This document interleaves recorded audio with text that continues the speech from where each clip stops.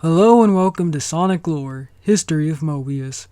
In my previous retelling of the Archie Sonic story, I left things off with the end of the Great War and Charles handing over the Roboticizer to Julian. Now it's time to see what happened after the war ended. Some time passed after Charles quit his job as Minister of Science and left Bernie and Jules. In that time, he managed to set up a restaurant. One day, Bernie came to talk to Charles about Jules. She tried to convince Charles to help him, but he refused as he believed that he would make things worse for his brother. After Bernie failed to get Charles to help Jules, she decided to see Julian. When she went to Charles's old lab, she found Julian and Snively using her husband for manual labor. She was outraged to see her husband being used as a slave, but before she could do anything about it, Julian commanded Jules to throw her into the Roboticizer. Bernie was then transformed into a mindless robot, just like her husband. When Charles found out about Bernie's sudden disappearance, he went to investigate it. Charles ended up speaking to Julian since he was the last known person to see her. Julian confirmed that he had seen her, but he lied about what happened to her when he revealed her fate. Charles was racked with guilt over the loss of Jules and Bernie. He decided to take care of Maurice since he was the only one left who could. A few years passed, and Maurice changed his name to Sonic. He also started to call his uncle Chuck after the restaurant he owned. At some point, his uncle made him special shoes made out of power rings when he kept melting his rubber shoes with his speed. Meanwhile, Antoine was placed in the military as a cadet in training by his father. Later on, Sonic became friends with Sally, Antoine, and Boomer. At some point, Armand convinced Max that he would need a rebel underground after discussing it with him. Meanwhile, nearly all of the subjects Julian had captured from Geong West died during the cyborg process except for Ken. At first, Julian was disappointed that he couldn't produce his cyborg army. However, he quickly changed his mind and decided to test Ken's power. He sent Ken to destroy some Overlander troops, and Ken easily decimated them with his overwhelming power. Julian was pleased with Ken's performance and planned on using him to take over the kingdom. However, Ken refused to work for Julian and then tried to attack him. Before Ken could get near him, Julian used a device to stop the rebellious cyborg. Julian was frustrated that he couldn't control Ken and was forced to seal him. The peaceful days of the kingdom ended on one fateful day. It began with Sonic and Sally arguing with each other over something. The two bickered until Max appeared and interrupted them. Max wanted to know what their issue was, but Sonic and Sally lied to him. Before Max could figure out what they were arguing about, Julian showed up and told Max that he had important matters to discuss with him. Max responded by telling Julian that he wanted to talk with him as well, and dismissed Sonic and Sally. Max told Julian that there was going to be a reception that night. Julian was confused until Max revealed that he planned to announce Julian as the new Minister of Science. He also told Julian that he approved of his plan to dismantle the military. After they finished their discussion, Julian told Snively to alert the SWAT bots to be ready for his signal to attack. Meanwhile, Sonic and Sally played with Boomer and Antoine in front of the Prowers' house. Amadeus asked them to play somewhere else since his wife, Rosemary, was pregnant.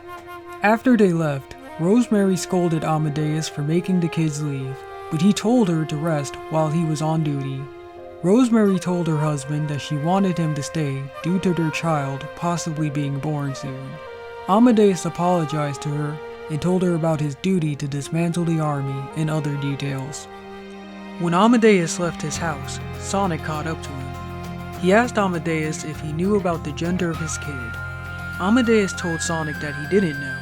He then asked Sonic if he could watch over Rosemary for him while he was gone, which Sonic gladly accepted. Meanwhile, once Julian and Snively returned to Charles's old lab, Julian was overjoyed that he now had access to the Roboticizer. Snively asked his uncle if he planned to kill Max, but Julian stated that he wanted to subject Max to an eternity of torturous solitude by throwing him into the zone of silence. He then ordered Snively to put a person they had captured in the Roboticizer. While Julian and Snively watched their captive turn into a robot, Amadeus came in when he noticed that the lab door was opened. He witnessed a horrific transformation of Julian's captive and decided to stop him. Amadeus confronted Julian with a gun and stated that he was under arrest for treason. Julian asked Amadeus to call him Ivo Robotnik from now on, and told him that his captive wasn't the first of his creations. Amadeus warned Robotnik to stay where he was, but suddenly, a SWAT bot grabbed him from behind. Amadeus was thrown into the Roboticizer and roboticized as well. Meanwhile, Sonic and everyone heard Rosemary scream. Sonic and Sally found out that she was in labor and rushed her to the hospital. A short while later, Rosemary gave birth to her son, Miles Prower. Max held Miles in his arms and said that he had his mother's tail. Sonic quickly corrected the king when he pointed out that Miles had 2 tails. Robotnik and Snively then arrived with a disguised Amadeus. When they entered the room, Robotnik lied to everyone about the reason for Amadeus' getup. Rosemary told Amadeus to see their son, but Amadeus looked at his son for only a moment and then left. Rosemary was heartbroken by her husband's sudden apathy. Everyone tried comforting Rosemary while Robotnik and Snively prepared to return to the lab. Before Robotnik left the hospital, Max reminded him about the reception. Rosemary eventually cried herself to sleep, causing Miles to cry.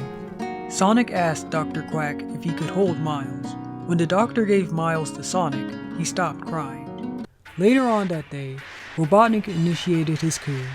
Armand and his forces tried fighting against Robotnik's mechs. Many of the soldiers were either killed or roboticized. Boomer's father died in the battle, while Antoine's father was roboticized. Julela found Sonic and Sally and took them to the palace where Rosie and the rest of the children were.